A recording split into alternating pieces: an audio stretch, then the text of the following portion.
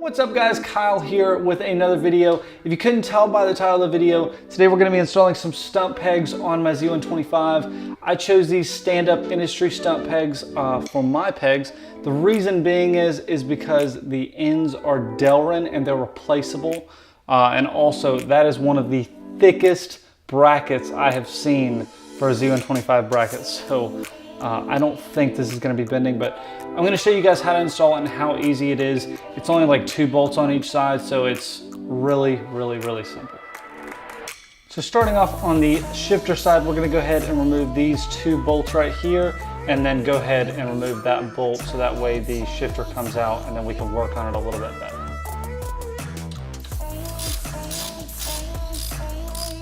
So now it's off. Like I said, very easy. 3 bolts, 1, 2, and 3, and that was it. Now before we do get too excited throwing this new peg, we're gonna wanna throw on our shifter. So if you could see, I went ahead and took the shifter off the peg assembly.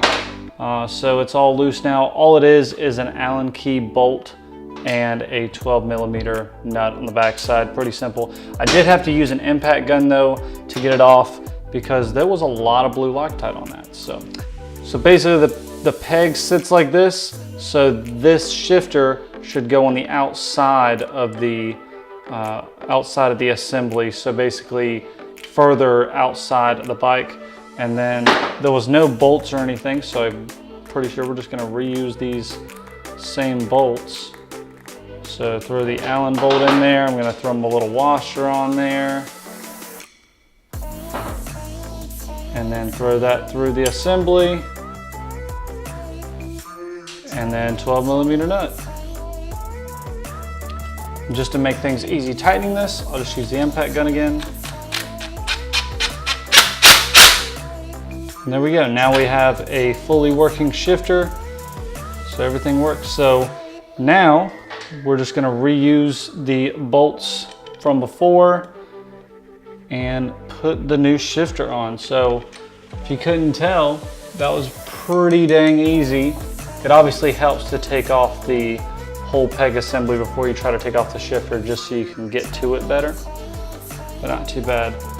And then as for the shifter, just kind of get it in the place that you want it. It might take some adjusting, so I'm just going to kind of guess at it and then push the shifter piece onto, I guess, the shifter axle it's called. And once that's tightened down, it'll be, you know, more solid. So it might also help to get onto the bike. Make sure that the shifter is in the right location just before you tighten down everything and leave it. So for me, I think that's pretty good. So I'm gonna tighten up everything and that should be it. All right, there we go. The peg is all put on, shifter is all put on. Make sure your 10mm is tight. Make sure your 2 12mm are tight right here. Peg is all in place, super solid. Shifter works up and down, does not hit the case. Everything works perfectly. So yeah, this is really gonna help prevent this shifter from getting bent or even this peg from getting bent just because of how thick this is. Basically, this is my old peg and I've dropped it on this side a couple times and it bends like right between the holes in the bolts and the peg. So it's just not as strong as what you would think. Even though it's so thick, it bends. So this is a thicker metal than that, so it shouldn't bend as easy. The delrin should take some of the force and your shifter doesn't get bent. So it's really a win-win-win-win-win-win situation. So now we're gonna be doing the right peg side. I have it sitting right here. Not exactly sure all I'm gonna have to do, so I'm gonna let you guys know as I do it.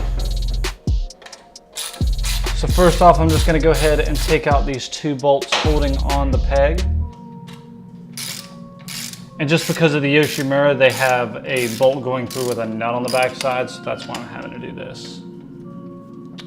So unfortunately, my spring right here just came off and my spring for my brake just came off, so I'll fix that later. I guess you might have to take off those springs anyways, so set that to the side. And it looks like we got a little, what is this called, a bobby pin or something? So now I'm just gonna work on getting this off, and it looks like it should come off once I get this. So just kind of get some needle nose pliers bend it straight. You can cut it if you want to because the new peg actually has a new one, so that's kind of nice. So the old peg is now off and gone.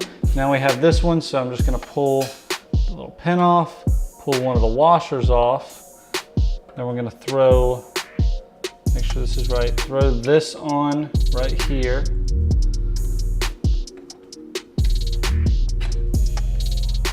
Throw one washer on the back side. All these washers are included. That's why they're like a copper now. And then the little pin thing on the back side.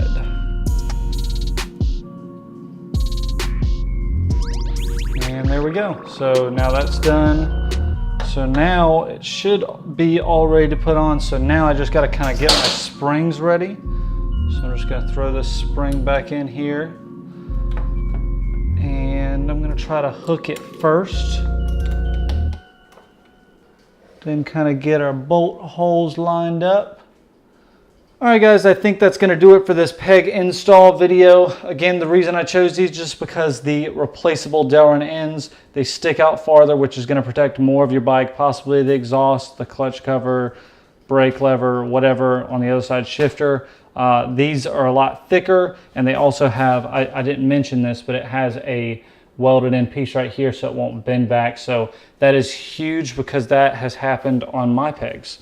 So, and it also kind of matches my sub cage, which I just noticed, so that's pretty cool. But yeah, they turned out really good. I guess if you have any questions, hit me up. They're pretty simple, but yeah. And if you want to see what they're like when I'm actually riding, just check out my riding videos coming out soon. I'll be using them. I'll tell you guys what I think. That's pretty much it. Hope you guys enjoyed. Pretty simple video. Like, subscribe, all that jazz. Later.